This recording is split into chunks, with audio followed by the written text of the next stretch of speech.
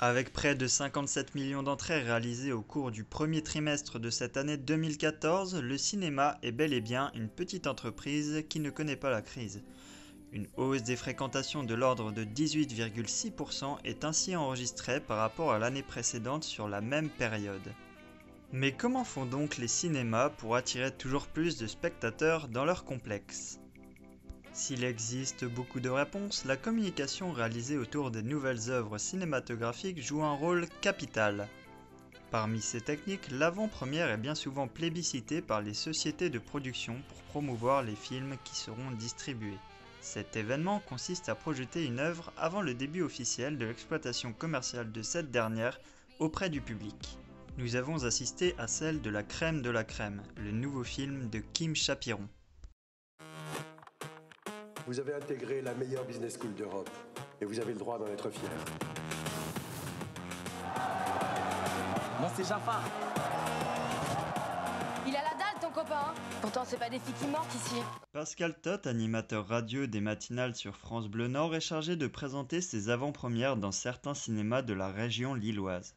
Il nous a ainsi ouvert les portes d'une vision presse et de l'avant-première du film avant de nous en expliquer le déroulement.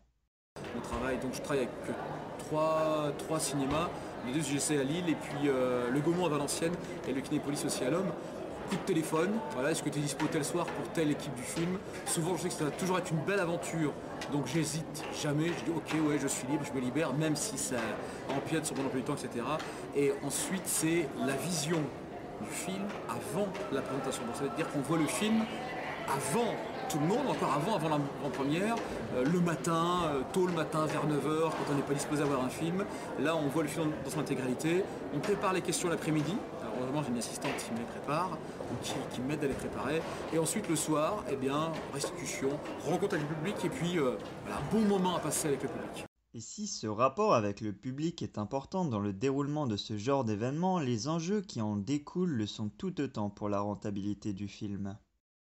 C'est le bouche à bouche, ils vont miser énormément de choses sur le bouche à bouche d'une part, et ensuite sur les réseaux sociaux d'autre part. C'est-à-dire que, d'ailleurs, ils l'ont dit les producteurs à la fin, si ça vous plaît, dites-le. Si ça vous plaît pas, dites-le quand même que ça vous plaît. C'est-à-dire qu'ils vont compter là-dessus, sur le bouche à oreille, sur viens voir le film, bien, super, je t'emmène au cinéma, ils vont compter là-dessus.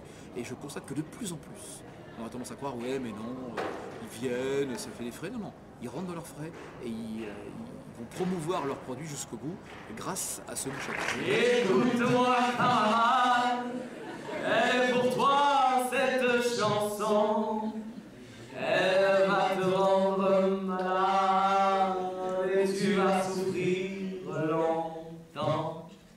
Je sais bien que tu aimes, tu lui as donné ton âme. Je sais bien que tu aimes, tu lui as donné ton âme.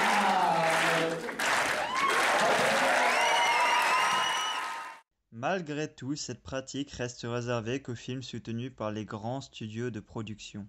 C'est les grosses productions françaises.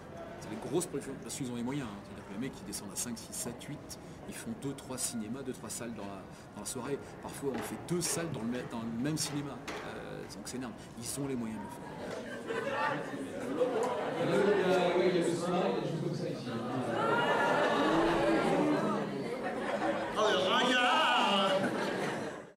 On peut alors penser que l'avant-première est finalement l'une des premières marches qui fera d'un artiste une étoile.